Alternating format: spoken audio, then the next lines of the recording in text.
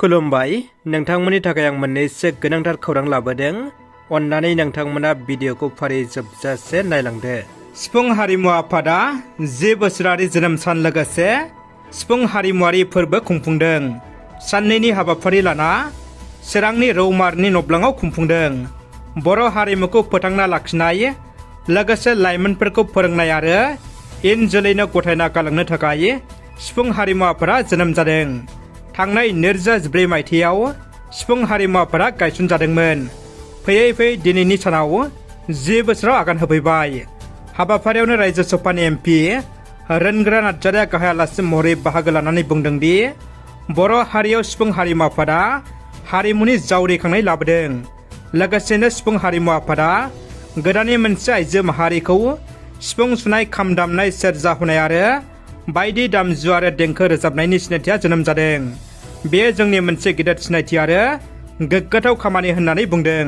थांनाय हराव गोबारै बारनाय बारहुंखाया रायजोआव गोबां खहा खालामदों। जोबोद दुखुनांथाव खौरां। थांनाय सान एबा 31 मार्च खालारखालि क'क्राझार जिल्लानि सिङाव थानाय गसाइगाव महकुमानि सराइबिल ओनसोलाव थानाय मजाथि लोगोसे खाथि खाला नांजाबनाय माखासे गामिफोराव गिख्रंथाव बारहुंखाजों थेर बेथेरै बुग्लेलांजाजोबो। जाथायसालियाव क'क्राझार जिल्ला एबसुनि लेङाइ आफादगिरि मनिन बसुमतारी आरो गाहाय नेहाथारि काम्पा बसुमतारीनि दैदेननायजों मोनसे हानजाया रायजोफोरनि दुखु दाहाखौ खौरां लाहैयो। सावस्रिया जोंनि देरसिन दोहोन। गावनि सावस्रिखौ जों गावनो जोथोन लानांगोन। खम संख्रि जानाया सावस्रिखौ साबसिन खालामो। खम संख्रि जायोब्ला बिखानिफ्राय किडनिसिम मुलाम्फा मोनगोन। देहा फाहामगिरिफ्रा नायबिजिरना मोननाय बायदिब्ला गोबां बिबांनि संख्रि जानायाव जोंनि देहा सोलेराव गोबां खहा खालामनो हागौ।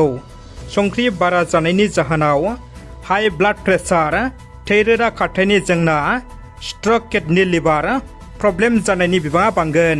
बेजों लोगोसे जोंनि देहा सोलेराव गोबां खहा खालामनो हागौ। बेनिखायनो देहा फाहामगिरिफ्रा गोथां संख्रि जानो बादा होदों आरो खम संख्रि बाहायनो सुबुरुन होदों। BTSनि बारग' गाहाय मावफुं सोद्रोमा थामहिनबा BPFनि गाहाय हाग्रामा महिलारनि थाखाय गेदेर खैफोद।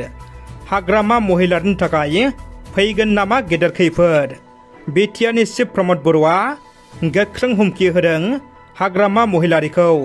बिसायख'थि जोबनाय लोगो लोगोनो BPFनि 3,000 कौटि रां जाख्ल'नायनि हेंथायै गोख्रों राहा लागोन होनना खौरां बिजोंनि गेजेरजों गोख्रों रावजों बुंथिदों बिटिआरनि चिफ प्रमद बर'आ। मख'नो गोनांदि हाग्रामा महिलारिया थांनाय 17 बोसोर BTC खुंथाय समाव 3,000 कौटि रां जाख्ल'दों होनना प्रमद बर'जों लोगोसे इउपिपिएल दोलोआ गोख्रों अजद दैखांदों। लकसभा बिसायख'थिया जोबनाय लोगो लोगोनो गोख्रों राहा लागोन होनना हुमखि होदों बिटिआरनि गाहाय मावफुं सोद्रोमा प्रमद बर'। बिथाङा बैसागुनि गेजेर समावनो मेट्रिकनि फिथाइ फोसावगोन। बैसागुनि गेजेर समावनो फरायसाफोरनि रंजाथाव खौरां फैगोन। बैसागुनि रंजानाय बुब्लियावनो देग्लायनि मेट्रिक आनजादनि फिथाइखौ फोसावगोन।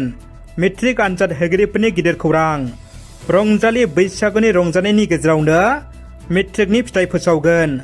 माजुलियाव साइकेल रेलियाव बाहागो लानायनि उनाव आसामनि सोलोंथाइ मन्त्रि डाक्टर रनज पेगुआ फोसावदों। दतमा ब्लक BPFनि 7 दैदेनगिरिफ्रा इउपिपिएल दोलोआव जयनिं जादों। फारि दतमा ब्लक लाइमोन BPFनि लोगो आफादगिरि पिंकुराज ब्रह्म, सेरफांगुरि लाइमोन BPF मावखुलनि इनचार्ज दानेश नार्जारि, दतमा सालमारि प्राइमारि लाइमोन BPFनि आफादगिरि कबिलाल नार्जारि, सालमारि प्राइमारि लाइमोन BPFनि अर्गानाइजिं सेक्रेटारि सोमला मुसाहारि आरो सालमारि प्राइमारि लाइमोन BPFनि लोगो आफादगिरि उदिराज नार्जारि बिथांमोना क'क्राझार सोहोरनि हाब्रुबारियाव थानाय मिरु लाइमोन इउपिपिएलनि मावखुलियाव मोनसे जर'खा हाबाफारिनि गेजेरजों MLA लरेन्स इस्लारनि नुजाथिनायाव जयनिं जायो। रादाबा एसेनोसै।